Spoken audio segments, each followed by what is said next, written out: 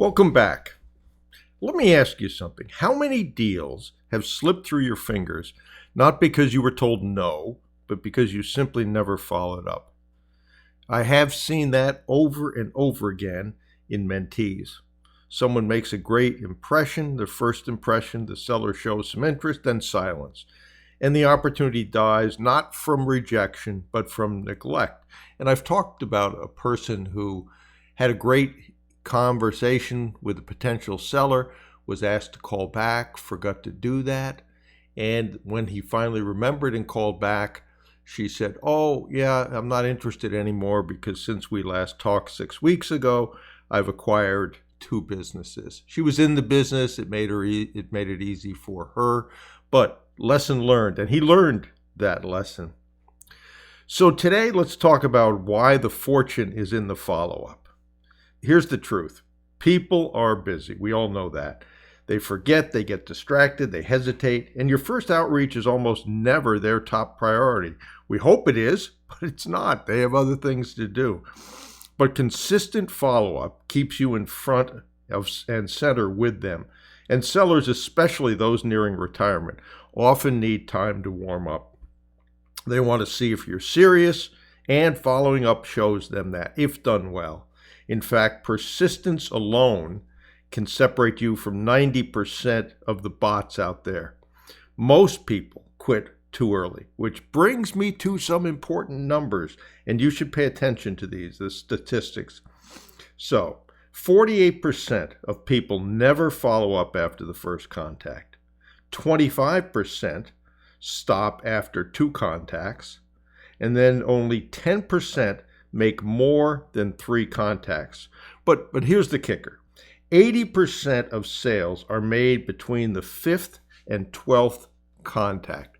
So if you stop after 1 or 2 messages, you're likely walking away before the real conversation even starts.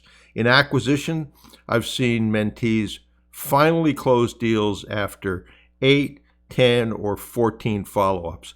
I had a deal that I banged on the door for 5 years until the person finally said yes. It's not annoying either if it's done professionally, persistent, and respectful.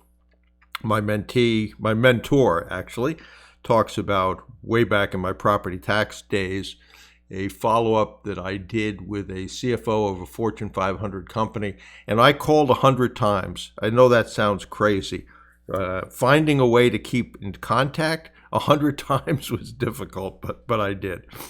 So what follow-up really communicates? It's a good question. When you follow up, you're doing more than reminding them you exist. You're demonstrating professionalism, and you're someone who follows through. You're showing persistence, which is absolutely critical in this game. And you're reinforcing your value, reminding them you're offering a path to exit that respects their legacy or whatever else is important to them, employees, etc., etc. On the flip side, when you don't follow up, what they assume is, I guess they weren't serious. And that's absolutely true. So we know following up is important. So how do you follow up effectively? So here's how to do it right. 1, be consistent. Follow up every 5 to 7 days in the beginning. Space it out later, but stay on their radar. It can be as simple as just sending an article that you thought they might find helpful, and just a simple email that says, "I saw this article and thought it might be helpful." Use multiple channels. Email's fine, but mix in calls, LinkedIn messages, even a handwritten note, certainly, or a letter. And then always add value.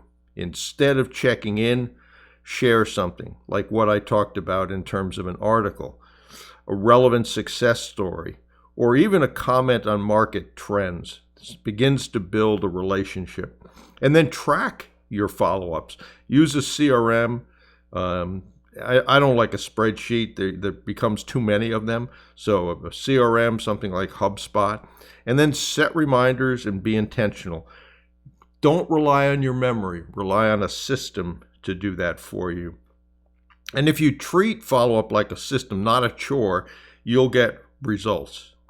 So, final thought, and maybe a challenge. Here's what I want you to take away.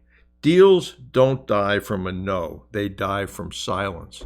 In this market, where fear and uncertainty are certainly slowing people down, your persistence can win deals others leave behind. And you don't need to be perfect. You just need to be present. So here's your challenge. Look back through your pipeline. Who did you give up on after just 1 or 2 tries? And then reach out again. That deal you thought was dead, it might just be waiting for the next follow-up. Like that 5 years of follow-up that I did on the deal that finally closed. I hit that person at the right time. They were in the right circumstances. So I hope that you take away from this how critically important follow-up is. Those statistics, again, 80% of sales are made between the 5th and 12th contact. Hard for a lot of people to believe, but that's true. And so I hope you put this into action. If you're wondering what to do, what the steps are in business acquisition, go over to brucewhipple.com and look at that. But follow-up alone will turn what you think might be dead deals into actual completed deals.